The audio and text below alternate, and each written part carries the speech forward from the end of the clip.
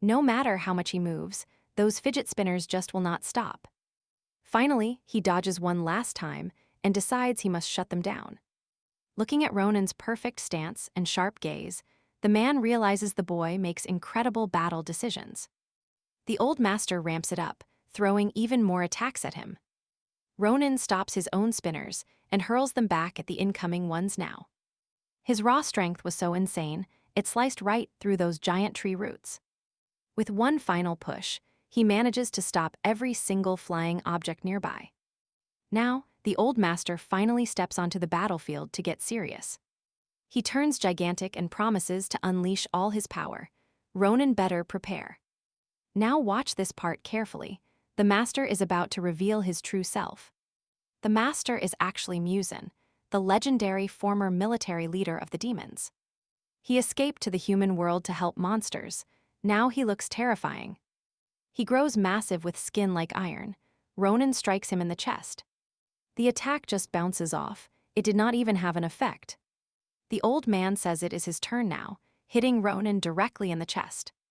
The force travels through his body, leaving a gigantic mark on the wall. Seconds later, the impact hits him.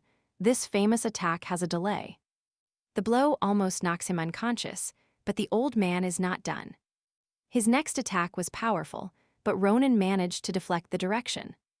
Muzan reveals he cannot be injured here, so the boy should try to attack him without holding back. While he is in this massive transformation, his body is completely and utterly indestructible. Master and disciple engage in a battle that defies all logic. The effects of their attacks can be felt way up on the surface. Trust me, you are going to want to see how this duel reaches its peak. This is not going to be easy, and Ronan must somehow endure. They trade even more powerful blows as the boy evolves during battle. Suddenly, his indestructible body begins to feel the weight of these fierce exchanges. He realizes that Ronan's offense and defense are increasing at a crazy rate. He notices that in the heat of battle, the boy's eyes are glowing. As they trade one more blow, the disciple's attack becomes purely destructive. The blast was so huge, it leveled the entire underground training ground. The old man even loses his transformation. It is finally over. Muzan finally understands the boy was hiding his demonic power this whole time. Using just a tiny fraction caused this much chaos. He is finally ready. And that is where we leave it, but the real madness is only just beginning. Stick with me, we're starting with a surprisingly wholesome morning vibe here. Luna wakes up to a perfectly clean house and breakfast waiting. Honestly, this guy is husband material. How did Ronan pull this off?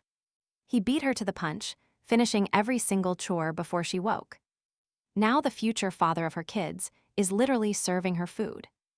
As they chat, Ronan admits he usually feels drained in the mornings. But today he feels great. Luna thinks those night walks are responsible. The blonde beauty tells him he can do whatever he wants, but he should probably think about the people who are actually worried. Our hero drops the question, was she the one worried about him? Luna realizes what she just implied and gets completely flustered. She starts rambling nonsense, trying to find any excuse to hide it. Finally, she claims she was just worried his drama would affect her. And that's that. Ronan actually apologizes for making her feel that way. Now pay attention, this moment right here shows his lonely past. Ever since his grandma passed, he didn't think anyone cared about him. His soft tone and intense gaze give Luna some serious butterflies. She immediately kills the romantic mood.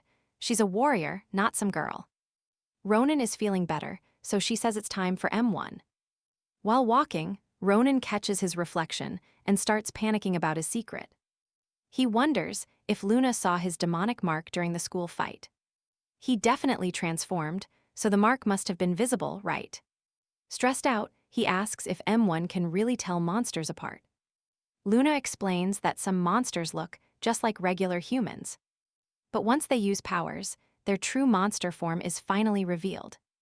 Then those distinctive marks are impossible to miss for anyone nearby. This actually gives him hope that she didn't see the mark after all. Plus, M1 thinks he's just a superhuman being hunted by monsters.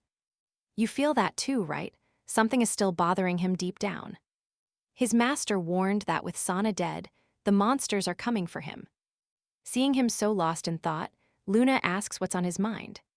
He's totally zoning her out because this monster issue is heavy. He needs to figure out what these demons want from him.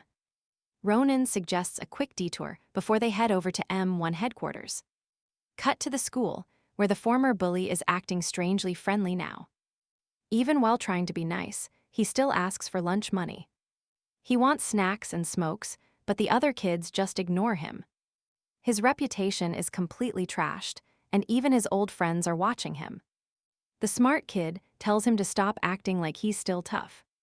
Everyone saw him crying and begging Ronan for mercy like a total coward. If I were you, I'd be way too embarrassed to show my face. The truth hits him harder than any physical punch to the gut could. The bald guy tries to act tough, claiming he's still the boss. But the fear is gone. Now there's only pure contempt left for him. Trust me, watching this bully's ego shatter feels so right. Stick with me, Ronan acted tough, but his bravado was just hiding his weakness. He was hiding his cowardice while riding the bus with Luna, watching the local students. Seeing them so happy made him smile, but he also felt a deep sense of envy. Since he can never go back to school, he realized his normal life was officially over. They finally reached their destination, leaving his old life behind for good. Luna worried it was too dangerous to be alone, with monsters lurking in the shadows. As they passed her old job, Ronan asked why she decided to quit. She claimed it was just a bad job, but Ronan suspected there was more to it. Since M1 supports its members, he figured she took that job just to watch him. But the first place that Ronan really wanted to go to was his old house. He stood frozen at the entrance, making Luna ask if he was doing all right. Trying to hide his past, he just claimed he was remembering some old memories. He told her he needed to find something specific hidden away inside. Behind that door sat all the belongings he had abandoned a long time ago. Honestly, our main character was not even sure what he was looking for. He just remembered those mysterious keys and thought one might be here. While he searched in silence, Luna found a picture of Ronan and his grandmother. Looking at Grandma Santa, Luna felt like she had seen this before. Eventually, Ronan gave up. He could not find a single thing. He kept his secret, refusing to tell Luna what he was hunting for. Now pay attention, back at M1, the unconscious boy finally woke up. Gasping for air, he struggled to breathe until he ripped off his mask. Once he calmed down, his very first question was about his friend Ronan. They took his blood for testing, and the doctor was absolutely stunned. This was a rare sample, and the doctor knew it was incredibly valuable. That innocent doctor suddenly turned cold, claiming she now had the data she needed. She promised to trade him the information he wanted for that blood test. She told him Ronan was safe, but her tone was incredibly unsettling. The answer seemed simple enough, so the boy asked to leave immediately. He wanted his friend, but they forced him to stay and recover. But he sneaked out alone, heading straight for the high-security sample lab. He found what he was after, but a pink-haired girl caught him. You saw that too, right? She suddenly thought he was the most handsome guy ever. After staring at his face, she decided he was just too handsome. Since she was being friendly, he just smiled and hid the samples. He was clutching 2 stolen samples tightly in his hands when a nurse arrived. She scolded them, telling them they both needed to be in training. As she tried to move them, one of his hidden samples hit the floor. He coldly asked why he was being treated like a biological risk. The doctor ignored him and ordered the pink-haired girl to leave. The nurse told him to go back to his room for his answers. She pressed his bracelet, but as she walked away, she was shocked. That pink-haired girl grabbed her and dragged her back into the room. Silence fell over the lab as red blood began to smear the glass. Trust me, you and I won't believe who walks out in that doctor's coat. Staring at those blood-stained doors, a twisted smile spreads across his face as he enjoys the crimson carnage. Stick with me, did this guy fool our hero from the start? Or is he that same demon from before? Drop your theories below. Meanwhile, inside the training hall, whispers are everywhere as a wild rumor starts to spread. They say Lee Aram got jumped by some random civilian. Apparently, none of these agents are actually close to her, so nobody has the guts to just go ask. Finally, one guy steps up to ask if a veteran really struggled against a nobody. A freshly awakened civilian. This agent acts way too confident for his own good, but she completely ignores him, which makes him absolutely lose his mind with rage. He fumes, wondering just how special this guy could possibly be. And right on cue, the man of the hour finally shows his face at the training center. Watch closely, every agent in the room goes dead silent, staring him down. This rumored newcomer is Ronan, the same guy she attacked before Luna stepped in. Now, the whole crowd is dying to see what this guy is actually made of. Is he really that strong? Meanwhile, the pink-haired girl is being a total menace, gushing over how handsome he is. While everyone else is busy being hostile and cold. She is the only one actually enjoying the view of our main character. The M1 leader watches closely, asking if the new guy is here for the exam. But Ronan never said he was joining M1. He makes it clear that since they share the same demonic enemies, he will cooperate, but he is not their employee. As he talks with Luna, that same arrogant agent suddenly creeps up behind Ronan. He sneers, calling this talk of cooperation total garbage. This guy clearly thinks Ronan has no right to compare himself to the elites working hard in this facility. Okay, I know what you're thinking. This guy needs a reality check, right? The veteran decides it is time to school the rookie. Ronan's calm stare is just annoying.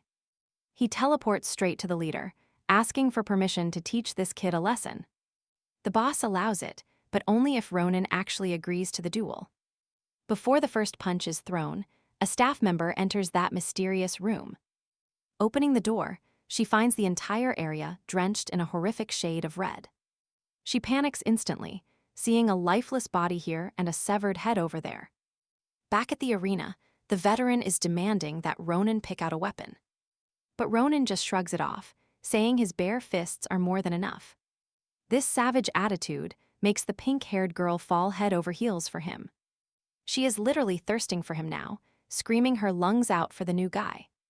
The others, they think Ronan's arrogance is just like Lee Aram's annoying vibe. Since they already hate her, they are instantly annoyed with him too. That is why this veteran is desperate to put this cocky rookie back in his place. He was humiliated by Aram before, so crushing a guy like her is his revenge. The match finally kicks off, and the veteran does not waste a single second.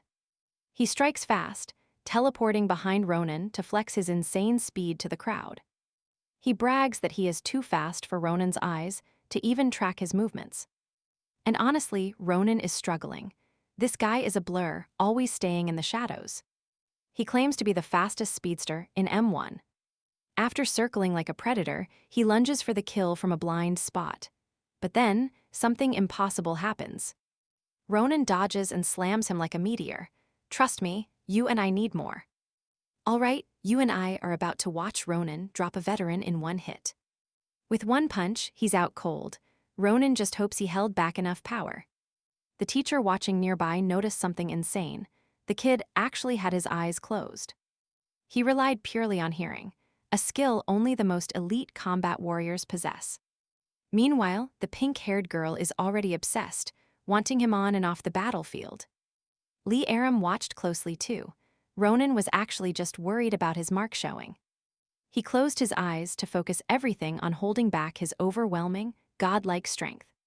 It looks like he finally has a handle on that monstrous power of his now. Watching from afar, Lai realizes this boy has changed way too much, way too fast. But while these tests are going on, Ronan's friend is up to something very suspicious. We still don't know if he's possessed, but he's currently lurking in the shadows. Suddenly, someone catches him off guard. This kid really is a total amateur, isn't he? A person approaches, asking if he's a new medical recruit, but then they see it. His coat is stained deep red, and that stolen badge. Jaiwan knows something is wrong. Now here is the part where things start getting really dark. Watch this. While the human world is in chaos, Chen is in the demon world holding a jar. Something is trying to claw its way out of a small monster trapped inside. Chen watches as a shadowy creature emerges, looking like something straight out of a nightmare. He explains this centipede can hijack a host's body and completely take over their mind. This is the true, unfiltered horror of the shadows that we've been hearing about. Back to the poor doctor who found Ronan's friend. Let's just say his luck ran out. His fate was sealed the moment he met the same end as the previous doctor. Over at the training ground, that veteran might be facing a similar, permanent fate. He's still frozen in the exact same spot where Ronan landed that devastating blow. Welcome back. This is the exclusive breakdown that only the true fans get to see. Ronan is actually starting to get worried when he sees the guy's condition. Luna tells him to stop staring. The medical team will deal with him in a second. While they're talking, Lyram finds the whole situation hilarious, which catches Luna's attention. Luna demands to know what's so funny. She's clearly trying to protect Ronan's reputation here. As the girls face off, Ronan is just confused, but that pink-haired girl. You saw that look on her face too, right? She is totally rooting for a fight. Before things escalate, the leader of the facility steps in to talk to them. He claims Ronan must have some psychic talent to pull off a move like that. He promises that with intense training here, the kid's power will reach a new level. But the talk is cut short when security alarms start screaming across the entire base. An intruder alert. The girls are shocked because bypassing this security should be impossible. Everyone is wondering if monsters managed to break in. The tension is through the roof. Ronan has one chilling thought. Did those creatures actually manage to follow him here? The leader starts barking orders for everyone to get into their combat positions immediately. All non-combat staff are told to evacuate, but our protagonist isn't having any of it. He tells the leader he can fight, but the man insists he leave with the civilians. Ronan won't budge, though. He knows his strength is exactly what they need right now. And trust me, what happens next? It's going to be absolutely electric. The leader argues that since no one knows Ronan's face, it'll cause chaos for agents. That's when Luna steps up and suggests she can take full responsibility for him. All right, stick with me. Ronan is stuck since he has no record to exit the base. That wild girl C steps in, offering to escort our handsome lead through the chaos. The staff urgently calls for the boss. He simply orders the crazy girl to handle Ronan. While she takes Ronan, Luna is sent straight to her combat post for the fight. C tells him not to sweat it. She promises to keep our handsome hero safe. With a smirk, she leads him away while the entire base hunts the intruder. Soldiers take their positions, scouring every corner to find out exactly who broke in. Now pay attention, they just found the first bloody clue in the lab. A body lies there, clearly another victim of this sudden and violent invasion. As they head for the exit, Ronan asks C if this place has been raided before. She says yes, but it was ages ago. She tells him to trust her. She will protect her handsome boy, even hinting at wanting some private gratitude later. Ronan gets a bad feeling. Why is an invasion happening exactly when he arrived? Is it just a coincidence, or is something much darker at play here? Walking through the corridors, Ronan suddenly runs right into his old friend from back then. He is stunned to see him alive. This reunion is totally unexpected for him. Yoon gives him a quick hug. For a split second, his face turns icy cold. But he quickly switches back to his cheerful self, acting happy to see Ronan. C realizes this is the other handsome guy from the clinic she met earlier. She can hardly contain herself. Now she has two hotties to play with today. While she is having the time of her life, Yoon tells Ronan to focus. This is no time for jokes. Since the alarms are screaming, they must evacuate. The crazy girl is loving the drama, promising to escort both boys to safety. But over in the security room, the leaders are watching the cameras with intensity. Every second of the last few moments was captured by the high-tech surveillance. The analyst finally tracks down the footage from the start of the incident. There it is, the exact moment the attack started with a medical member. They zoom in on the footage, and the image becomes crystal clear now. The leader realizes something impossible. This person was supposed to be dead already. It is the boy who was resurrected. Now they know who is responsible. You and I both know this is bad. they finally identified the killer. He orders them to find this person immediately before he strikes again. But it is too late. The killer is already with Ronan and that girl.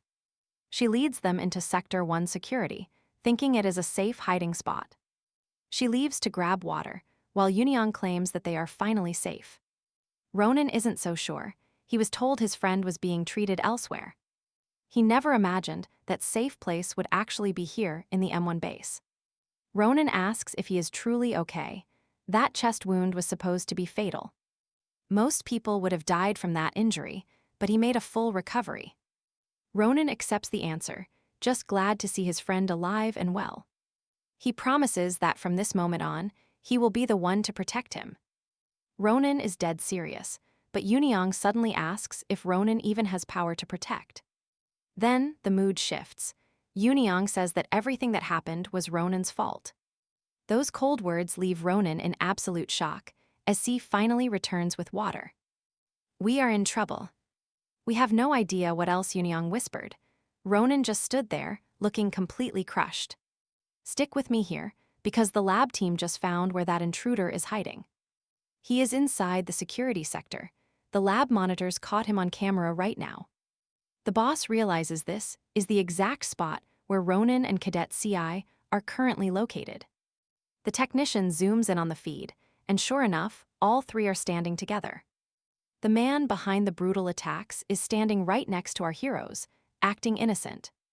The team asks to move in, but there is a major problem here. Professor Hans Silva explains that Cadet CI accidentally triggered the security lock when she entered. Now that the lockdown is active, it is impossible for anyone to get inside to help. The man asks if this patient was not the professor's own responsibility. The facility leader sighs, saying for now, all they can really do is just watch. They must keep watching those children through the facility security monitors. While the control room is panicking, our pink-haired girl is busy admiring her handsome guests. She thinks both boys are total hotties. Ronan looks cool, even if the other looks sick. Even with him looking a bit pale, she still finds him incredibly attractive too. When she returns with water, the room is silent. The vibe has changed completely now. Now pay attention here, because she is totally misreading the situation right now. She actually thinks they are fighting over her.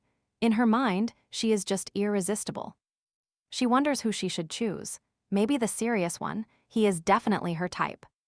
While she is daydreaming, she suddenly notices a dark blood stain on the boy's coat. It clicks in her head. Why is he even wearing a doctor's lab coat right now? Yoon quickly makes up an excuse, claiming he spilled some blood samples earlier in the lab. He grabs her shoulder, telling her that the spill already caused him enough trouble today. His aura is terrifying, making her freeze. This handsome guy is suddenly looking like a predator. CI is trembling in fear. Ronan senses the danger and steps in to stop his friend. He demands to know where that weak boy from the start of our story went. Ronan asks what the hell happened to him. This is not the friend he remembers. His friend feels like a total stranger. Finally, the boy stops pretending and drops his mask. You and I both know that laugh. He starts cackling like a true villain. It is clear now who the real problem is. Ronan screams for CI to run away. Over in the security room, the scientists are ordered to move to Sector 2 immediately. Suddenly, a hologram of the department head flickers to life to deliver a desperate warning. He warns the clueless girl that the base intruder is standing right in front of her. The alert flashes everywhere. Then, Ronan watches as his old friend prepares a deadly attack. He unsheathes his claws, lunging at CI. She is too shocked to even move or defend. She is about to die, but our hero jumps in, catching the enemy's hand just in time. Who is he? The villain just cracks a joke, but for Ronan, the truth is clear. That hand is demonic. Finally realizing the danger, CI decides it is time to fight back. Yoon dissolves his body into pure shadows, vanishing into thin air before her attack can land. Her strike hits nothing but empty space. He is gone, leaving her staring at the void. Even the control room cannot find him on the monitors. He has completely vanished from sight. CI snaps to reality and decides, to finally launch an attack at her enemy. Suddenly, Yunyang dissolves his body into pure shadows and vanishes into thin air before her. She has no idea where he went, and neither does the panicked staff in the control room. The professor says he is that monster. You and I must see what happens next.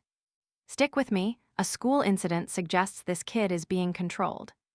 This possibility terrifies the professor, while the other agents remain skeptical. They wonder how she knows the monster can truly parasitize a human.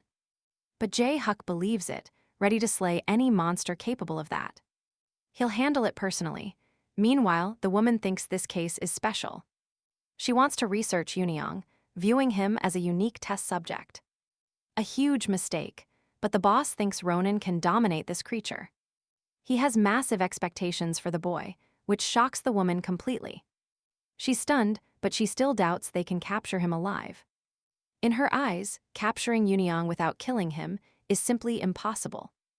Back on the battlefield, the boy suddenly reappears right before Sihee. He vanishes into the shadows, striking with terrifying and lethal stealth. Now watch closely. He strikes her chest before Ronan lunges to kill. Ronan is fast, but Yunyang is quicker at slipping into the dark. While he's one with the shadows, landing a hit is actually impossible. Suddenly, Ronan hears his friend's true voice, desperately begging for help.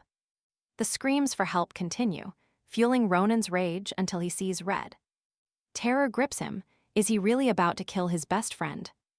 The demon mocks him, clearly enjoying every second of Ronan's agony. Ronan almost takes a hit, but Sihee saves him just in time. She forces Yunyang back, but the monster isn't feeling pressured at all. He's toying with them. Ronan and Sihee are already badly wounded. Covered in blood, they finally realize what they are up against. The shadow hiding is the key. Ronan starts planning his next move. You feel that too. He remembers the same demon from that night. It pierced them both back then. It's definitely that same monster. They both should have died that night, but Ronan somehow survived. Ronan healed, but he's certain Yunyang's body is just a puppet now. He tells Sihee to stay back and watch the wall closely. Ronan steps into the center and smashes the only light source in the room. Everything goes pitch black. Total darkness swallows the entire room. The cameras go blind, leaving the observers totally in the dark. The agents are confused. Why would he cut the lights now? Being blind in a fight seems like a complete suicide mission. But Ronan knows the secret. No light means no shadows to hide in. The monster just laughs, mocking Ronan for being so reckless. He scoffs, asking how Ronan plans to find him in the blackness. He mocks Ronan's old promise to protect him, calling him arrogant. While the demon taunts him, Ronan focuses on his survival instincts. He remembers his training, closing his eyes and sensing the enemy. He doesn't need to see his enemy, he just needs to feel the monster's presence. By listening and sensing, he pinpoints exactly where the creature is hiding. His demonic eyes flare up, finally cutting through the absolute darkness. Trust me, you're going to want to see this punch land. Boom! A heavy fist smashes into his face as Ronan goes all out. All right, stick with me. We're about to see a cold-blooded execution that'll leave you speechless. He's unleashing a massive Gaomu no Gatling. A relentless storm of fists overwhelms him. One final kick to the chest sends him flying against the wall. Pure destruction. The demon inside is desperately begging for mercy now. But is he really going to kill his true friend? Ronan's voice is ice cold. Stop joking. Yunyang is dead, you're just using his corpse. Ronan's fury is freezing the whole room. The demon realizes too late that everything has changed. Ronan is no longer weak. He finally mastered that uncontrollable power. Now, he stands as a god of ice. Before the creature can even think, it's over. Nowhere left to run. Now, pay attention here. This is where the battle reaches its chilling conclusion. In seconds, the demon is frozen solid. His projected aura turned him into ice. Ronan shatters the frozen shell instantly. No more room for sentimentality here. The blinding light from the explosion catches the security cameras.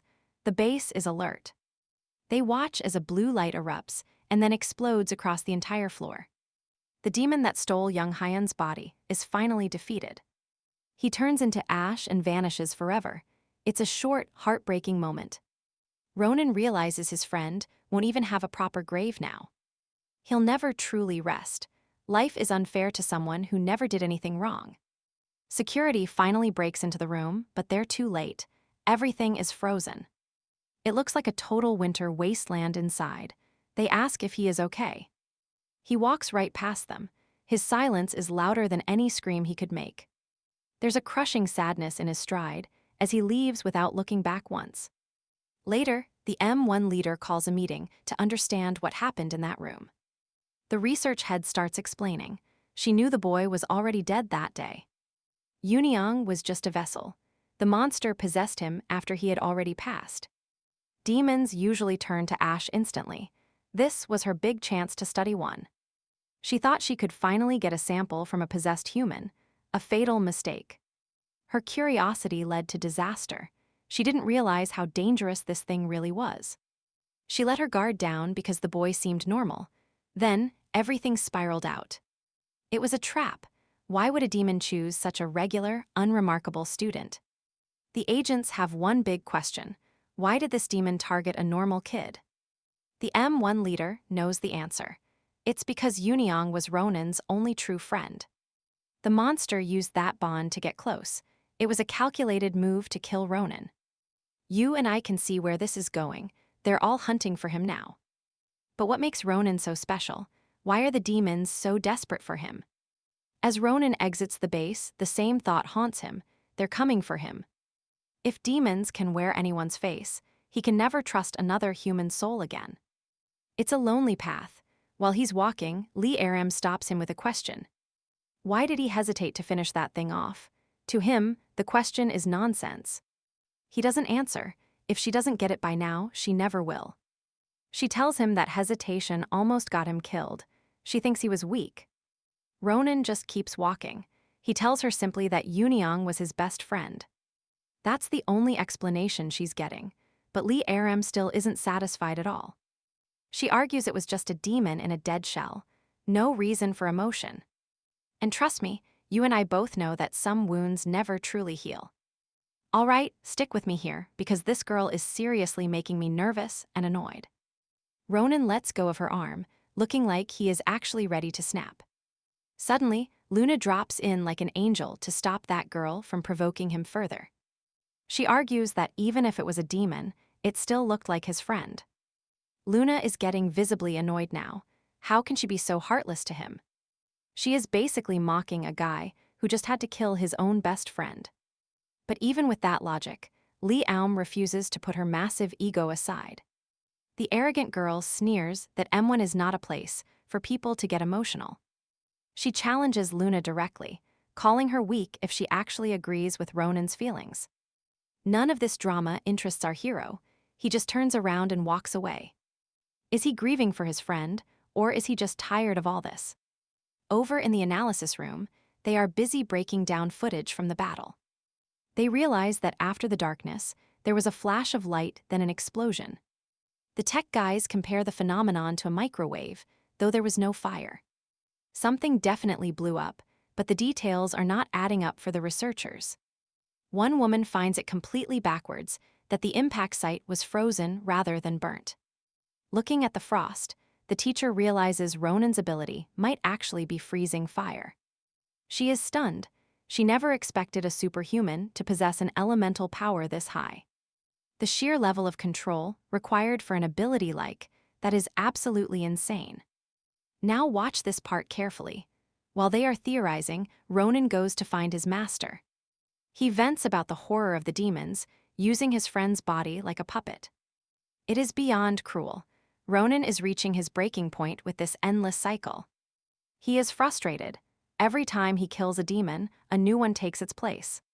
He wants to know how long this hell will last before it finally kills him.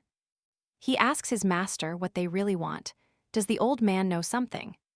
The master listens in silence before deciding it is finally time for the truth.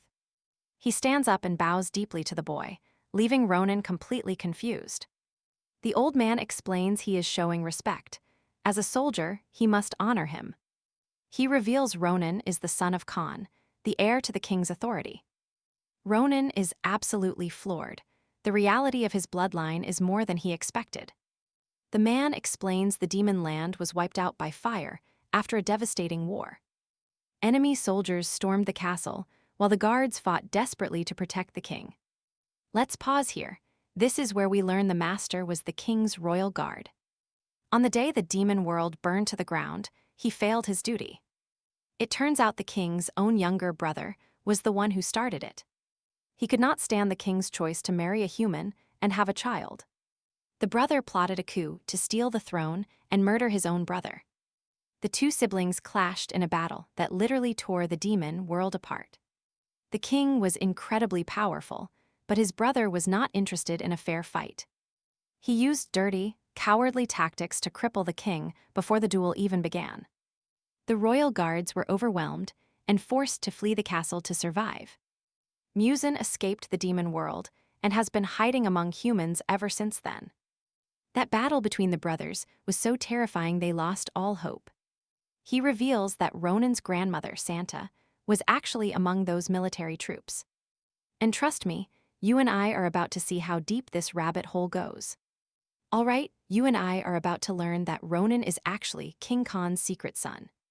Saved from a brutal execution, the old man reveals that he once underestimated the boy. He thought Ronan was just a typical demon child, but everything changed during their meeting. He realized he was the prince when he saw those legendary blue flames appearing. These flames never die out. They are a sign of immense strength among all demons.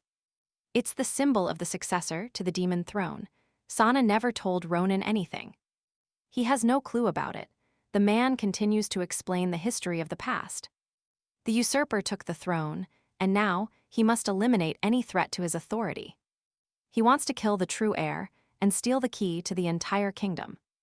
Only then will the villain become the one true king of the demon realm. This is exactly why every demon is currently hunting Ronan across the world. Now here's the part you and I need to watch carefully. It's about to get wild. Ronan holds the fate of both races in his hands, so he cannot die now.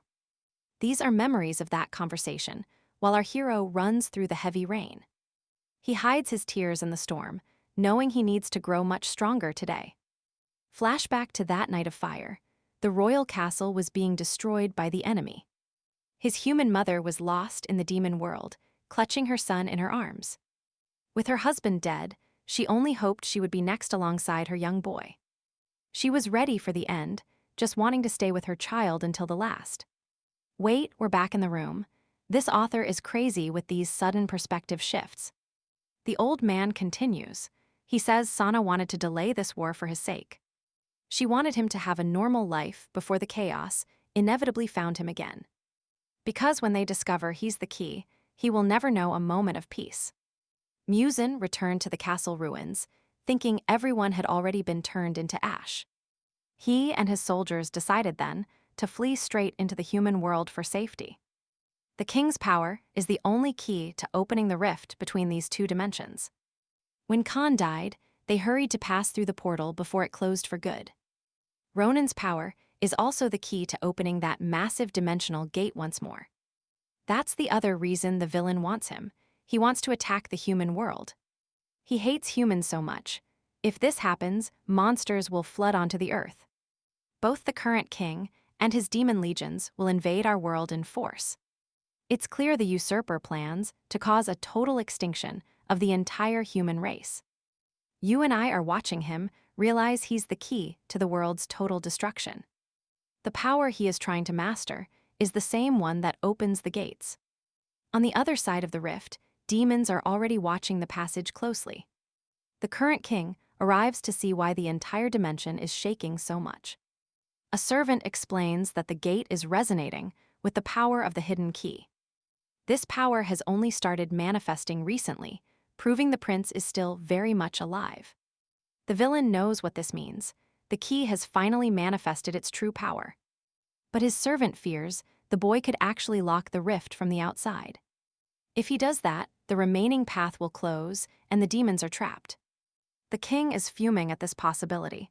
He needs to find Qin immediately. He still hasn't fulfilled his mission. Qin is busy staring at the dark sea. Chin spends all his time watching the rift beneath the waves. He knows everything. He's witnessing the sea change. Trust me, you and I just saw the real war begin. Stick with me, we are diving into a past that explains everything about this family. It all starts on a nightmare day with Hua Yun, the human bride of King Khan. She was forced to entrust her newborn son, Ronan, to her loyal servant, Sana. If she didn't make it out alive, at least her child might escape her fate. Under the cover of darkness, baby Ronan was handed over into Sana's desperate arms. Sana accepted the heavy burden and fled with the child, but that same night, she had to make a gut-wrenching choice. She rushed to find her own son, Chin. He was hiding his little sister, and Sana felt a brief wave of relief. They had stayed silent as ghosts, narrowly escaping the soldiers hunting for them. She looked Chin in the eyes and told him she had a dangerous task finishing. She ordered him to take his sister and run the second she walked away. Don't look back. Chin was confused, but his mother did not have time for questions. Now watch this part closely. This is the moment that changed Chin forever. She told him to find the stone warehouse deep in the forest at the path's end. There, he would find someone waiting. He just had to show them a special cord. She gave him one last hug, promising she would find them again very soon. Looking at his mother one last time, Chin realized she was protecting the queen's son. She told him he was strong, that he had to keep his little sister safe. And just like that, he was left alone in the dark with a massive responsibility. Caring for his sister was his life now, but a dark seed of resentment grew. He blamed humans. After all, it was for a human child that his mother left. He followed her orders to the letter and reached the secret meeting spot. But the people meant to help him, they were not waiting, they were all dead. Cold corpses. The new king's army had already been there and wiped everyone out. The boy screamed for his mother, wondering if this was truly the end of everything. You and I can only imagine the pure despair hitting him in that moment. He never saw her again. For years, he stared at that place with a frozen heart. He's convinced she abandoned him for the human world, chasing after some human's request. Back in the present day, things are getting tense at the new king's fortress. A report comes in they have lost track of Chin. He has vanished completely. They searched everywhere, but he's gone. Maybe he fled out of pure guilt. The king is furious. He orders his most elite soldiers to gather immediately. They need every available man at the rift to stop it from sealing shut forever. It is a suicide mission, and his servant knows exactly how dangerous this is. They could all die, king included, but one man shouts that it does not matter. An order is an order. In this world, you follow instructions or you pay. The servant scrambled to obey, but he was not happy with how things were going. The demon world is a mess, and he blames one person for everything. Every disaster, every drop of blood, he traces it back to the king's right hand. That boy Chin, he has hated him since the very first day they crossed paths. That was years ago, the day Chin's rebellion sparked a massive, bloody civil war. It started with two homeless kids approaching the soldiers, looking for a way in. He wanted to join the army, but the older soldiers just laughed at him. But even as a kid, he did not back down. He screamed his vow. Trust me, you and I are about to see him become a total legend. All right, you and I are starting with a kid whose arrogance was absolutely off the charts. That was the day the servant first met Chin, just a boy shouting at the world. He swore he would fight for the new king, even as soldiers tried to shove him aside. The servant noticed something and asked who the brat was. Just another war orphan, they said. They planned to kick him out, but that gaze, it made the servant stop in his tracks. He let him stay, testing him. Want to be a soldier of Kun? It was a challenge. Meant to terrify the kid. To serve Kun, the man said, you must be ready for death. Total sacrifice. Mocking him, he told the boy that if he was truly ready for that, he had to throw away his most precious treasure. Time to prove his loyalty right now. His little sister was trembling, clutching his clothes, realizing exactly what this choice actually meant. Would he really sacrifice everything for the king? The servant stared into the boy's eyes. After a few moments, he decided the kid didn't have it and turned to walk away. Throw the child out, he ordered. A useless brat has no place on the battlefield. Years passed, the world grew colder, and the air in the region turned thick with hostility. Eventually, the boy returned, screaming that he was finally ready to be a soldier of Kun. That night, his face was stone cold, even though tears were streaming down his cheeks. The servant always hated Chin, a tough, terrifying monster of a man, but watch this. Did you notice that too, or am I crazy? Let's look at the rift between worlds. Between humans and demons lies a rift, a jagged tier that separates two different dimensions. As you dive inside, the passage squeezes tighter. It's a claustrophobic nightmare of a trap. Ancient defenses activate, and most who try to cross will be crushed and killed. Chin pushed through, but massive red vines lashed out. Even with his godlike power, he never imagined anything could actually hold him down or stop his momentum like this. Staring into the void of the dimensional rift, Chin's mind flashed back to that day. The day he left his sister alone in the forest. Let's see how she looked. Look at her face that night. He gave her his coat and their mother's necklace. It was all they had left. He promised her right then that he would return. She waited. His sister screamed for him not to worry, that she wouldn't be afraid. Chin showed that servant the ultimate proof of loyalty by abandoning his only sister. He realized he was doing the exact same thing their mother did to them. He was repeating the past. Realizing he made that same mistake, his fury finally erupted. Trapped in that narrow passage between worlds, he remembered every drop of sweat and blood. Every bit of effort he spent to become Kun's elite soldier, everything he threw away. Everything he lost. It's like Itachi once said, you simply don't have enough hatred. Fueled by that pure hatred, Chin finally broke through and succeeded in his quest. Meanwhile, Ronin knew he had to keep growing stronger. He was the world's only key. Seeing a lone butterfly fluttering through the night, he felt a strange sense of familiarity. He returned home late, exhausted from training in the dark, and found Luna still awake. The girl asked where he'd been and reminded him they had to leave for M1. Ronin was curious, still thinking about her weird comment about being his personal guardian. He tried to ask for more details, but she just completely brushed his words aside. She just says she's going to sleep. Honestly, these characters are impossible to read. He gets shut down and just quits. Come on, man, demand some real answers. Ronin could only think back to the day Luna promised he shouldn't be afraid. And you and I both know, with her by his side, he's never truly alone.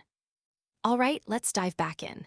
The next morning, Ronin and his guardian Luna arrived at M1. Suddenly, the pink-haired girl Seihei rushed over to the guy who'd saved her life that day. She excitedly asked if he missed her, but Luna stepped in like she owned the place. She literally picked up the tiny girl, leaving her feet dangling high off the ground. A catfight immediately broke out. Seihei even asked if Luna was actually his girlfriend. The tension was thick as they faced off, while Ronin just watched, totally confused. He had zero clue about girls. Then the teacher arrived and ruined it. She immediately ordered Seihei to get back to the training room right now. Unfortunately for her, she wouldn't be staying close to our main character today. While being dragged away, she kept screaming out her love for everyone to hear. Luna sighed in relief once she was gone. Talk about a clueless girl. But the teacher wasn't done, ordering Luna to the training room as well. The teacher coldly asked if she really thought she needed to stay by his side. Now keep a close eye on this. Something about her felt very off. Luna argued that since he wasn't registered, she should stay to look after him. But the head scientist wouldn't hear it. Luna was ordered to leave immediately. Ronin played the gentleman, telling Luna it was fine and she should go train. Left all alone, our heroine looked worried. Does she know something we don't? Ronin was whisked away for testing. They started gathering his biometrics and blood. After countless labs, he wondered just how many liters of blood he'd lose. Once the woman finished the grueling tests, she took him to see the chief. He explained that everything was necessary to register his biometric data properly. Now he finally has full access to the base, but Ronin had questions. He asked if they found anything special, but she claimed everything was normal. Still, our main character felt like they were hiding something very important. You and I both know that look. She's definitely keeping a secret from him. She claimed he was perfectly healthy and powerful, but her tone was icy. After that exhausting day, Ronan went to visit his master under the stars. He shared the details of his training and why he joined the hunters. He signed up with that monster hunting group purely to gather vital intel. Knowing their secrets is the only way to truly face those terrifying creatures. Master Muzin could see his burning determination, and he liked what he saw. It's settled then. Muzin will help Ronan, but asks for one simple thing. He wants to be called Muzin, the fearsome name the monsters once whispered in fear. He was once the royal guardian of Khan. Now, he must rally the soldiers. The warriors who crossed over that day and hid in the human world. They'll rise again once they learn that Khan's son is finally growing stronger. When the time is right, they will march onto the battlefield as one. They'll support his journey to claim the throne and become the true king. Muzin puts his life on the line to see the prince crowned king. Somewhere far away, under a full moon, a lake glows with eerie crimson light. Suddenly, it explodes. Someone dangerous has finally crossed into the human realm. Shin is here, and he's dead set on destroying Ronan for good. He blames him for his mother's abandonment. Meanwhile, the demon world is changing. Villages are empty. Trust me, you and I need to see what happens next. Let's dive into a mystery where taxes are the least of everyone's worries. Rumors say they all fled. Other whispers claim they were dragged into the rift, and we all know nobody ever returns from that void. A soldier suddenly points out a trail of footprints leading straight into the dark, eerie forest depths. Finally, there was the strangest rumor of all, residents vanishing the moment they saw a blue butterfly. On that same night, every single villager was gone. The king's servant started to worry about a rebellion. Could these be the remnants of the old king's army? Or maybe the people are plotting a massive ambush? The thought of them gathering forces in the woods to overthrow the new king was a total nightmare. The last thing the kingdom needed right now was an organized resistance brewing in the shadows. He immediately ordered a full search of the forest to uncover the truth hidden beneath those trees. Now pay attention to this. A blue butterfly silently hovers over the site, watching everything. Suddenly, we're back in the human world, where a couple witnesses something absolutely impossible. A blue butterfly leaps from the water like a fish. They actually manage to capture the mysterious insect. Shin crushes it instantly, explaining it's a magical spy drone that slipped through the portal. He gives a strict order, move fast and track them down, but don't kill the target yet. Later that night, Luna is walking alone when she feels a cold chill down her spine. Someone is following her, but she can't see a face or even sense a normal human presence. Her plan is simple: lure the stalker into a deserted area and then strike first. Meanwhile, Ronan is on a bus and spots her, but she's headed away from her home. Where is she going so late? Suddenly, Ronan feels a massive demonic presence nearby. He doesn't hesitate for a second, slamming the stop button to jump off the bus immediately. Deep in the shadows, the monster loses Luna, but when he tries to strike, his attack is blocked. The creature shifts, morphing into a terrifying monster with the massive body of a snake. You saw that coming, right? Our girl realized it was a monster, but she's still confused. She wonders why a beast like this is hunting her. Then, the creature actually starts to speak. The snake claims she knows what he wants, then launches a sudden, brutal strike. Luna is incredibly fast, even running along the snake's tail, but she's eventually caught in his grip. The monster grabs her wrist and slams her into the pavement with bone-shattering force. After that massive impact, she hits the ground hard and seems completely knocked out. The snake mocks her, asking where the key is. He expected way more. Suddenly, a menacing red light starts to radiate from her unconscious body. Sharp claws emerge, and with one swift motion, she shreds the monster's tail into pieces. Meet Ari, the nine-tailed fox. Her true, legendary form is finally out. The snake demon is totally shocked. He thought she was still trapped in northern Lonia. He threatens her, saying if she won't talk after this beating, he'll have to get messy. He tries to strike multiple times, but she's just way too fast for him. Luna is absolutely furious now, tapping into power that looks exactly like her mother's. Even the markings on her skin and her fighting style are identical to the high-level demon. The demon realizes she's a high-tier threat and decides he can't let her live. Even with orders from Shen, he's now willing to kill her to end the danger. Luna goes on the offensive, relentlessly attacking the creature while it's trapped and desperate. She tries to finish him with one blow, but her claws can't quite cut through. The monster lunges, catching her in massive jaws and trying to swallow her whole. Luna is literally one bite away from becoming snake food in this desperate struggle. A venomous fang grazes her skin, and a single drop instantly begins to drain her strength. And that's where we leave it, until a familiar voice suddenly calls out her name. All right, you and I are jumping into the middle of a serious Manhwa rescue mission. Luna is terrified, desperately trying to explain herself, unsure if she will even survive. Just then, Ronan rips her from the snake demon fangs and tells her to wait. He lands a massive blow, leaving the monster dazed and confused. Then, the beast realizes. This is a fight he cannot win. He dives into the earth to escape instantly. Luna tries to give chase, but the deep wounds and poison stop her in place. Ronan considers tracking the demon, but the injured girl is clearly his first priority now. He lifts her up gently, telling her not to push herself any further for today. Sometime later, they are safely back home, carefully tending to her various painful injuries. With the danger gone, Ronan demands the truth. Is she actually a demon herself? She reveals she knew his secret since that day at school when she saw medicine. Ronan is furious, realizing she has been keeping this from him for a long time. Demons have attacked him before, so why on earth should he trust her right now? These words hit Luna hard because she knows his logic is actually 100% sound. She pleads for him to believe she is on his side, just like his mother.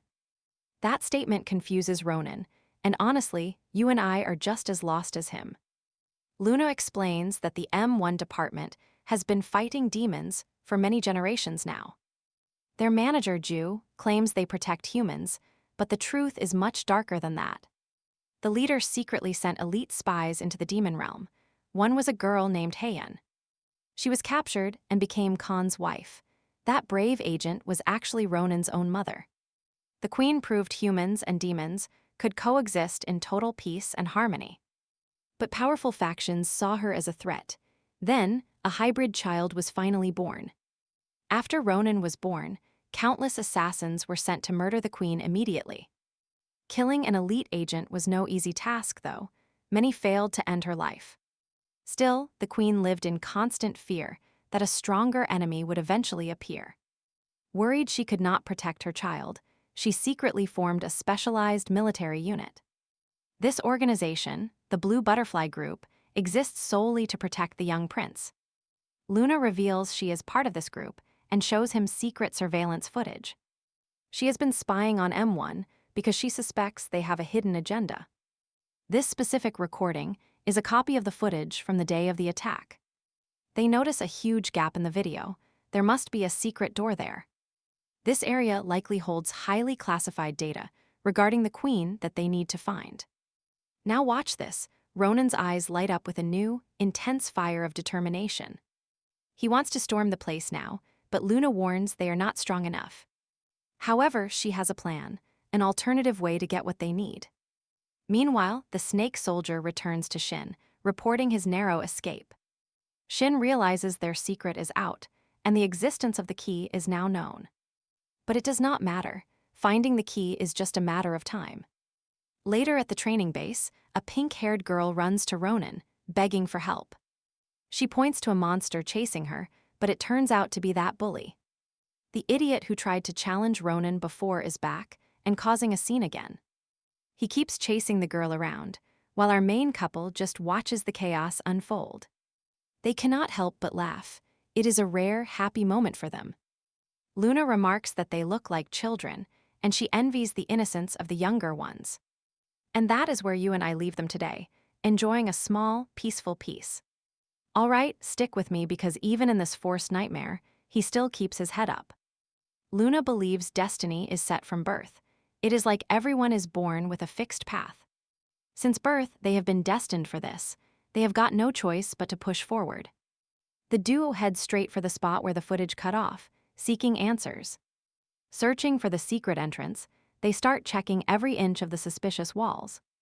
They find a hollow-sounding spot, so she channels her energy and finally blasts the door open. The path is finally clear. Luna honestly did not expect it to be this easy to break in. But once inside, they are hit with a nightmare: creatures trapped inside glowing glass tubes.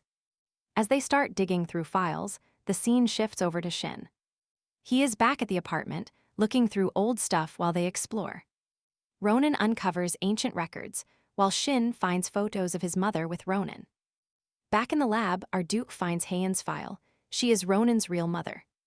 They are both staring at the mothers they never knew, women who died fighting off the demons.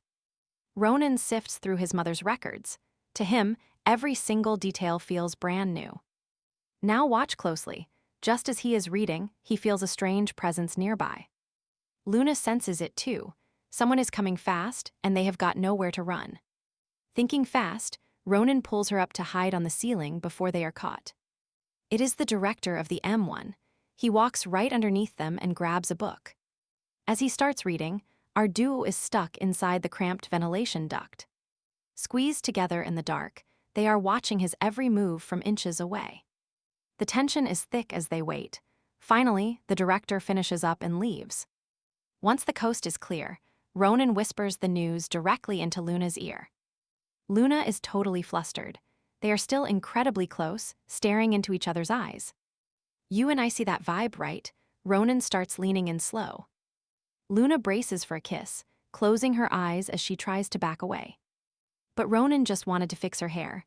Wait, what is so special about her hair? He notices the airflow moving through her strands. This duct connects to another room. Nearby, the director stops in his tracks, wondering who might be lurking. Back in the vents, Ronan follows the draft right into a different lab. The vents lead them straight to a secret laboratory where things get weird.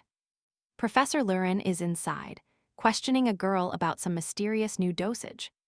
Checking for side effects like nausea, it is clear they are testing something dangerous here. The professor applies the treatment, telling Lyran to report any strange feelings immediately. After a long night of spying and squeezing through vents, they head home. Safely back, Ronan asks Luna what she really thinks about that hidden lab. Luna has always found Lyran suspicious, especially since she always pushes too hard. Even in training, she went overboard. Ronan thinks it is all connected to this. He shows Luna a photo he snapped of a file from his mother's records. Luna is stunned. These are not just notes, they are coordinates from the deep ocean floor. Deep beneath the sea, these marked locations point to something absolutely massive.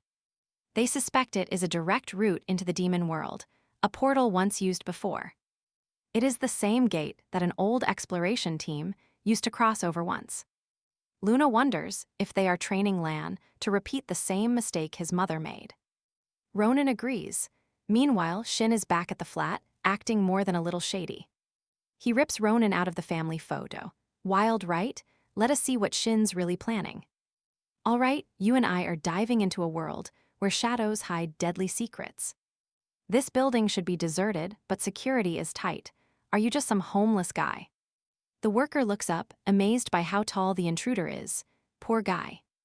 In the brutal demon world, his life ends unfairly. Chained creatures move toward the abyss. Massive, monstrous beasts are hauled through the portal to feed the growing vortex. One beast snaps its chains and lunges at the guards. Things are getting out of control. The king steps in himself, securing more meat for the barbecue. He is absolutely livid. His army isn't growing, and he wants to know why. His servant is shaking. Nobody wants to admit that people are fleeing to join Khan's growing resistance. The king is definitely not happy about this. He is beyond furious right now. He dangles his loyal servant right over the edge of the dark vortex. The king demands to know why Barrow mentioned the ghost of Khan. Barrow begs. He slams the servant down and orders more monsters to expand the portal. Barrow swears he'll remember those words. He knows his life is on the line. Barrow knows his life ends if he fails. Watch closely, this gets wild. Back in the human world, Two pointy-eared demons talk in a dark, empty alleyway. They're waiting for Muzin to arrive. They need to discuss some very classified intel. Muzin arrives with shocking news. He claims the king's son is still alive. He tries to light a cigarette, but his own lighter isn't what sparks. A demon is watching from the building above, tracking their every single move. Chun watches from the shadows, before appearing behind them faster than they can blink. Chun says rumors are dangerous. The two demons start to bolt. The two demons scramble back as fast as they can and start running. One climbs the building, while the other bolts through the dark alleys. They think if they split up, one of them might actually survive this. Chun doesn't even pick a target. He unleashes a blast of fire immediately. The flames tear a demon's arm right off. He is definitely not getting away. I know what you're thinking. Why is Chun acting so kind right now? He introduces himself as Chun, the right hand of the legendary King Kun. The demon is confused. He expected to face Sana instead of someone this powerful. He decides to bet everything on one final, desperate direct attack. Chun blocks it easily and ends the fight in under 1 second. Now he asks the real question, where is the king's son hiding? The demon refuses to talk. Suddenly, a massive bar is hurled at them. Chun notices the attack and dodges before the metal can crush him. The girl who was with the other man is responsible for the throw. She waits for the smoke to clear, then a fire attack catches her off guard. He sliced that metal bar in half and lunged directly at her. Chun scales the building to find his victim, but she is already gone. He sees the escape route. She is injured and will lead him to the truth. The next morning, the city seems calm. Everything looks normal for a while. Until you see the massive hole that opened up right in the city center. A car almost plunges into the abyss. Authorities have blocked the area off. Nobody knows how deep it goes or why this hole appeared so suddenly. And trust me, you and I wouldn't want to find what's down there. All right, you and I are about to see a world pushed to the absolute brink today. It was likely the first time he ever saw such a horrific beast, and definitely the very last time. Those demons thrown into the portal by Barrow began flooding the human world, tearing through everything in their path. Are we finally reaching the day this whole nightmare began? The M1 alarms are screaming. An attack in Area 23A was just reported, and the situation looks dire. CE was hyped for her first real demon-slaying mission, but her partner gave her a reality check. Naho is also at the M1 base, ready to jump into the fire for this mission. Luna tells him this expedition is only for Group C, meaning he is technically off the list. Our hero did not give a damn about orders. When demons show up, he goes to work. These monsters were like terrifying titans, swallowing humans whole as the team closed in on their location. Only 3 elite warriors were in the helicopter as they approached the heart of the slaughter. The boy even makes a bet with them. Whoever kills the most demons wins. They were hyped for a real fight, but Lurin was dead serious about the carnage ahead. Now watch this, the part where things go from 0 to 100 real fast. The monsters themselves seemed thrilled to be wreaking absolute havoc in our world like this. The first soldier strikes, using insane speed to slice that creature into 1,000 pieces. Yuan Shang possesses supersonic speed, and he is clearly loving every second on this bloody battlefield. Even after losing to Naho, the boy is still incredibly fast and efficient at slaying demons. The defender of Piltover also unleashed some seriously powerful attacks. Then there is Agent Jiangse, who uses a legendary armor technique to crush them. These two look like innocent kids while they fight, but do not let that fool you. They are absolutely ruthless when it comes to tearing these monsters apart. Sei might act like a fool sometimes, but he is terrifying when the situation demands. Lurin is different. She watches with that same annoying look, spotting 5 enemies moving in. She analyzes everything calmly. Lurin is like a goddess descending upon this chaotic battlefield. Using her skills, she wipes out every single creature in one single, devastating move. She lands softly on one of the corpses, finding absolutely no challenge in these minor skirmishes. Everyone sees her as an inspiration, even if they hate her for being so incredibly arrogant. They admire her strength because she makes it look too easy, but she senses something off. Something is not right here. No matter how much she analyzes it, there is no explanation. Killing them all is usually enough, but unfortunately, life is about to get much harder. A colossal monster emerges from the endless pit, dwarfing everything we have seen so far. Can you believe the scale of this thing? It literally blocks out the entire sun. The girl who feared no challenge now faces something that defies all her expectations. The government issues an emergency alert to evacuate the entire region immediately as panic sets in. While chaos spreads, a man goes searching for one of his old acquaintances in the ruins. He finds Hana gravely injured. He never expected to see her in this broken state. Despite her wounds, the girl was holding on just to tell him something vital and confirm the truth. She reveals that Chin is on Earth, leaving them absolutely frozen in fear. Muzin tells her to stop talking and recover, but she does not care about that. Survival is no longer her goal. All Hana wants is one final answer from the man. Is it true that the king's son is still alive? When he confirms it, her eyes light up. The true king's lineage is not lost. Realizing this, she sheds one last tear of pure joy. And trust me, that is where we leave it, with chaos only just beginning. Chin was finally in the human world, watching every single bit of the destruction unfold.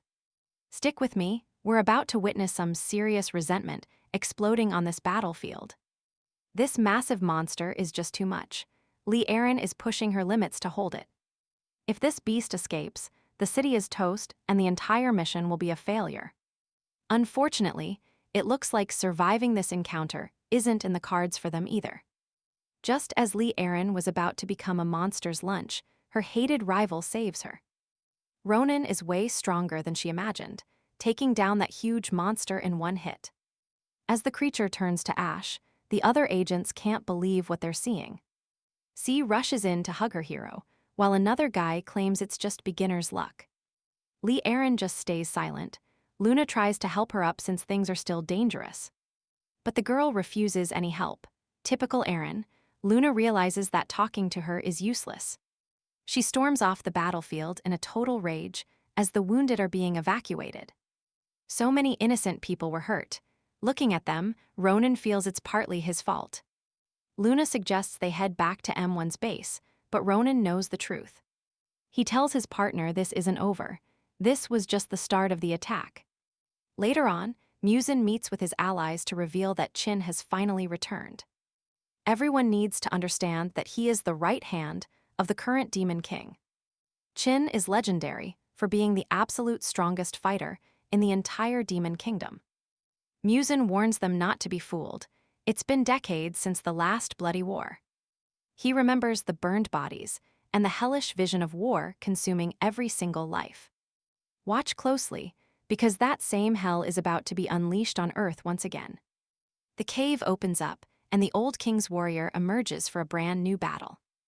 They can't let themselves believe that there's no hope for victory this time around. The cave only opened because the Demon King's own general forced his way through. Chin arrived to handle things personally. Every warrior attacked him at the exact same time. But they had no chance. Chin easily repels them all with his overwhelming demonic power. Moving faster than a human eye can track, he decapitates the survivors from the war. General Chin shows no mercy. He stabs his blade into the earth, sparking a disaster. A massive sea of fire erupts toward his targets. Muzin barely manages to block the flames. He saved the last two resistance members. Chin admits the old man has some spirit. But Muzin has no respect for him. He's just a traitor who betrayed his brother. Chin challenges the former commander to a duel. Now he's treated like a mere fugitive. You saw that right. They're clashing with everything they've got in this fierce duel. Mid-fight, Chin demands to know where the key is, while putting heavy pressure on Muzin. The old man knows he's outmatched. He can't keep up with Chin's raw power. The girls he saved try to join the fight, but Chin treats them like bugs. To Chin, they're just insects. Nearby, a man hears nothing but their screams. Those girls were just buying time, but the wall shatters as Chin breaks through. Those few seconds were all they needed, but it cost the girls their lives. Their sacrifice won't stop Chin.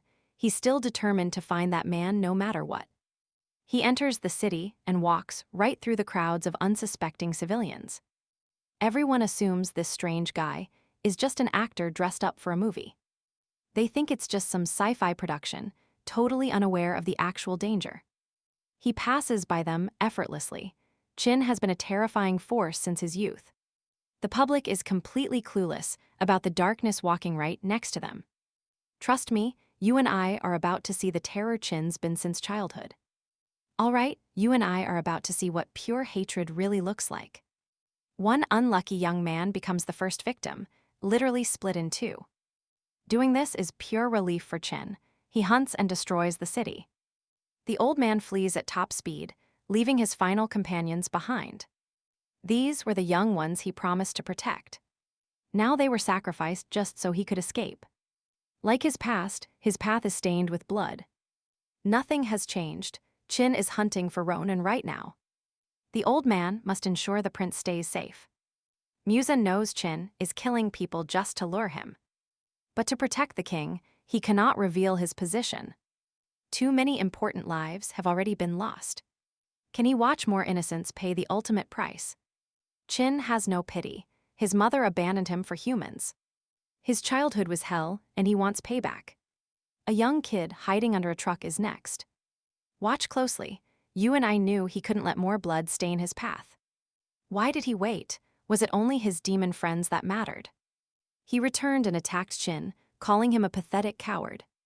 Chin just laughs. He says the man is an idiot. He isn't using people as bait, but to cleanse himself. Revenge is his only goal. Logic means nothing here. Man tries to use his strength, but Chin is unstoppable. While the battle rages, the other side is being evacuated. Luna tells our hero that someone is chasing the moth. That organization is trying to help Chin reclaim his throne. While they discuss this, Lim watches them from the shadows. What's she planning? You and I can't tell, but M1 headquarters just called in. Her real intent? Total mystery. Now the M1 leader just issued an order. A Code 9 disaster is happening 4 kilometers away, and it's moving fast. Wait, for anyone who doesn't know, Code 9 means a legendary level threat. A monster has surfaced. Footage from the scene shows 2 human-shaped creatures. Their battle is literally leveling the city. Ronan knows one of them is man. But the black-haired guy, total stranger. The other agents are absolutely losing it. These aren't your typical monsters. Even the cocky Lirim is paralyzed by fear. He's terrified of these beasts. Luna should definitely recognize that dark-haired man. Something is wrong. These images are hitting Ronan harder than anyone else there. Without a second thought, he sprints toward the carnage. He's totally ignoring everyone. The other guys yell at him to stay. They think he's just running away. They think he's scared. Luna chases him, knowing he can't face this fight alone. She's sticking by his side. They have no idea that the fighter is man. The old man was Ronan's mentor, the only person who cared after his grandmother. He was family. Luna follows him, though she's torn about jumping into this. Is it worth it? To the M1 agents, the old man is just trash. So what do you and I think? Will Ronan save his master or lose everything? All right, stick with me. She's rushing in to save her partner, Ronan. Ronan thought he'd have to face this alone, but he finally has a partner he can trust. On the battlefield, Chin has already flattened everything in sight while hunting Musin.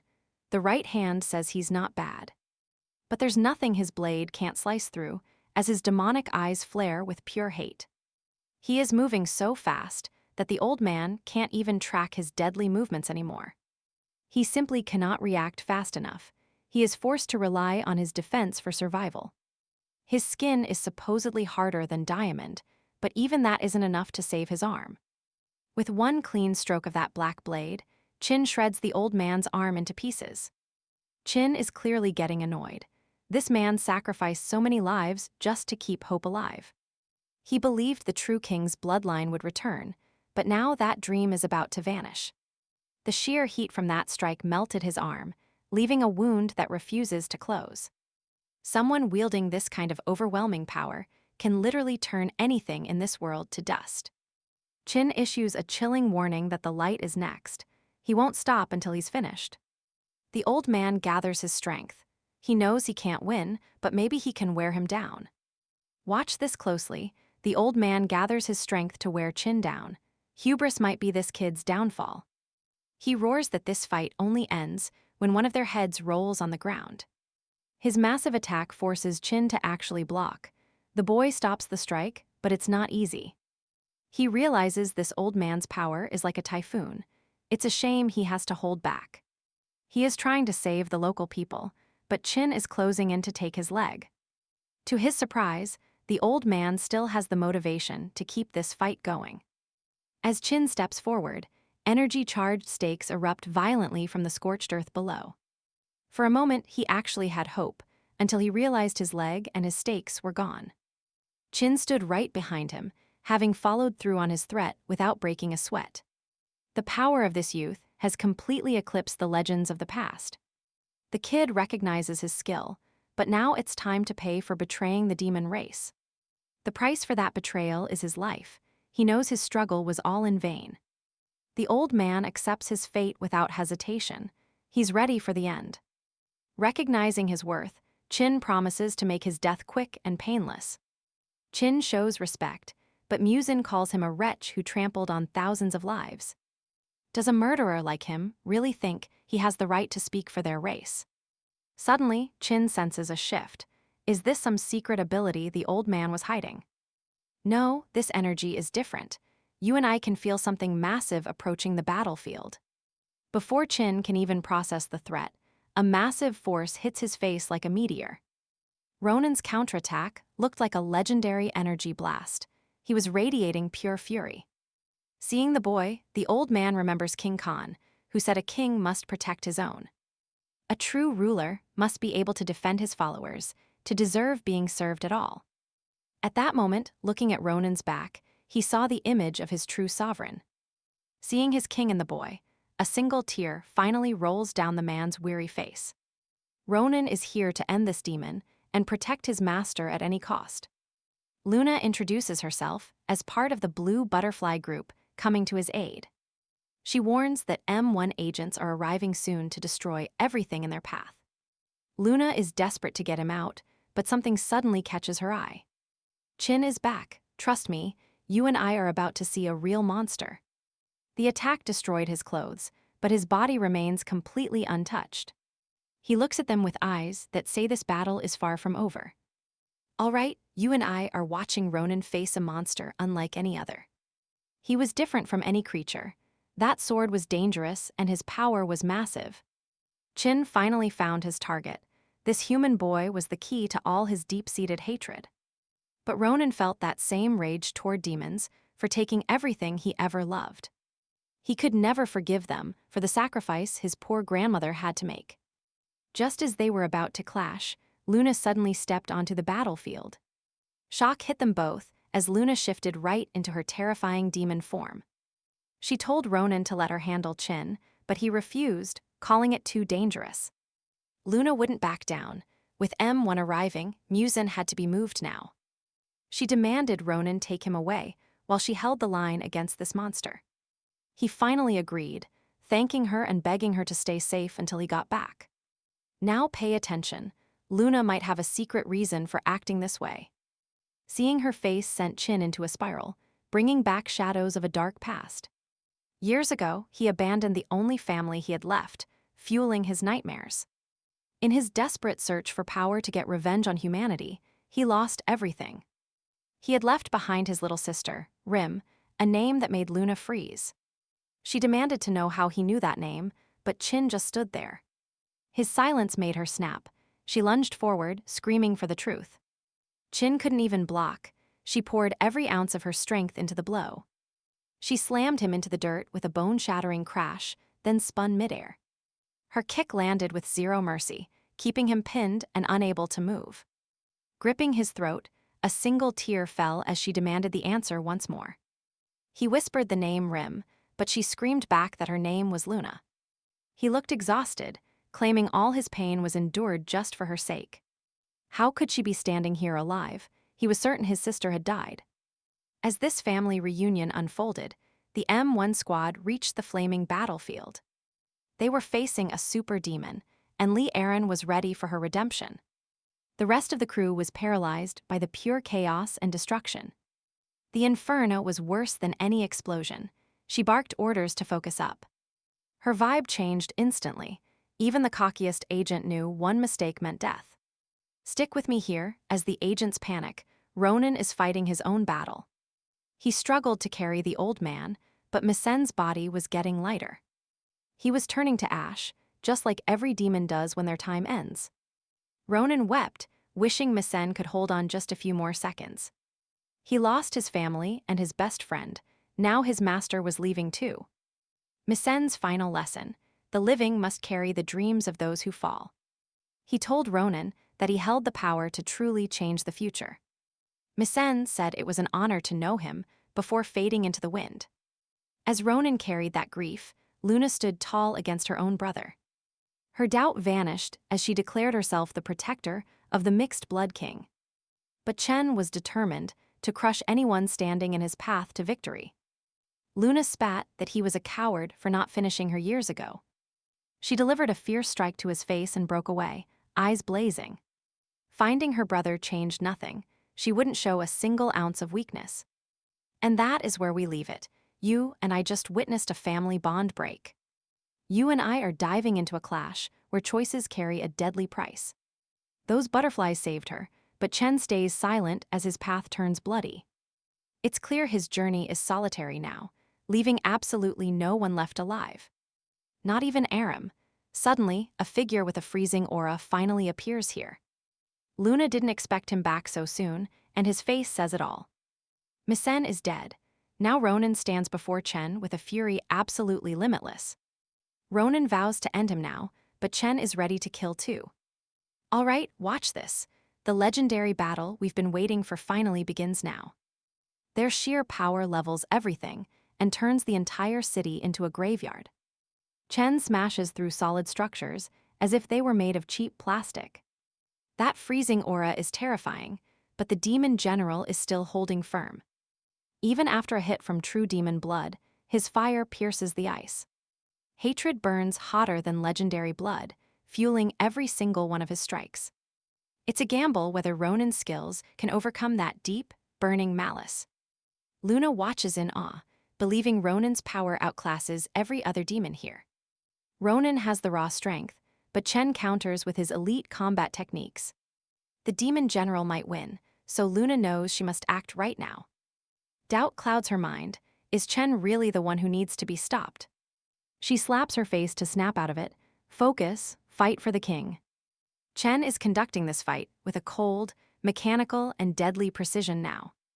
Each strike from the demon king's son could easily shatter a mortal body. While dodging, Chen realizes Ronan also knows the pain of losing someone dear.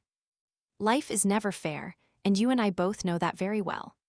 This cursed fate brought them here, and Chen demands his life in return. He unleashes every bit of frustration as he lands a massive first blow. The hero's confidence holds, but something is about to change the game forever. Luna jumps in, warning that taking Chen on alone is total suicide now. Normal attacks are useless against Chen, and Ronan is finally forced to accept. Luna warns that a single opening is all Chen needs to end him. But if they hit him together, they might actually have a chance today. They must synchronize their attacks and fight as one to bring him down. Ronan isn't sure, but he chooses to put his trust in her words. Suddenly, Mission 1 agents led by Lee Aram arrive at the chaotic scene. They never expected to find their own colleagues in this brutal, demonic war zone. Lee Aram watches as Luna reveals her terrifying nine-tailed fox demon form today. Chen raises his blades to block a strike from his own sister. Luna transforms and launches a devastating firefox attack at the demon king's son. The blinding light traps Chen in an endless, empty, and silent white void. Ronan stabs Chen through the chest, but the villain just calls it impressive. Wait for it, this was his plan all along to drain Ronan's massive power. Luna is paralyzed as she watches her allies' energy fade away so quickly. Random attacks fly everywhere, leaving her unable to even defend herself properly now. The power of the true king's son is simply too massive to ignore. He releases an explosion of energy far beyond what Chen can even absorb. That's a citywide explosion, and trust me, you and I aren't ready for what's next. All right, stick with me because Ronan's power is literally tearing through our world into the demon dimension. Every demon under Kun's command has been waiting for this exact moment to strike. The main character and his tiny army look like ants next to that massive pillar of light. The Ryside screams that the time is finally here. No more waiting, no more hiding. After centuries in the shadows, they're finally ready to claim the human world for themselves. He orders his legions to unleash every bit of pain they've suffered back onto humanity. Thousands of bloodthirsty demons received the same simple command: wipe out every single human. The M1 agents stood frozen. They couldn't believe the nightmare unfolding before them. The sky was shattering like glass, and a giant portal was tearing open. This is the absolute nightmare scenario, a full-scale invasion of monsters and demons hitting Earth. Suddenly, he spots someone sprinting across the rooftops. It had to be the handsome Ronan. Nobody knows how she got there or why she was in such a wrecked state. But Laram had some dark suspicions she just couldn't shake. People in the city were confused at first, until they realized life was never going back. Unthinkable creatures were dropping from the clouds, literally tearing into everyone they saw. These demons are enough to make the toughest soldiers shake with fear. Now watch this part closely. The chaos we saw earlier was just the warm-up. As night falls, monsters swarm from every direction, and the death toll starts rising. People from all walks of life were suddenly facing a very early afterlife. From every angle, the city is burning, and the M1 leader knows it's bad. The captain demands a status report as the situation spirals out. The agents are being overwhelmed, they just don't have the numbers to win this. But the captain, totally chill, he just tells everyone to stick to the plan. Turns out, he's been training M1 for 10 years for this day. Meanwhile, we find Luna, the girl with pink eyes, bleeding out and badly hurt. Ronan is pushing his limits, running as fast as possible to find a medical kit. But when he gets back, the steel windows are trashed and his heart sinks, she's in danger. Luna is out cold, and Laram is standing over her, ready to end her life. She's charging up a lethal strike, but Ronan moves in to stop her. Our super strong main character blocks the path, but Laram isn't backing down from him. Ronan just can't wrap his head around why she'd do this. Trust me, what she shows him next is going to change everything. Pulling back the blanket, she points out a detail she definitely didn't get wrong. The girl's chest wound isn't bleeding, it's actually turning into gray ash. Laram drops the truth bomb: only monsters have bodies that turn to ash like that. If she's a monster, she has to die, but Ronan tells her to stop. He calls her stupid for even thinking it, but Laram is completely convinced by now. Ronan covers Luna up and stays calm, sticking by his girl's side. They've fought together for years, so why does this monster thing even matter? To Laram, the past is gone. If she's a monster, she gets the same death sentence.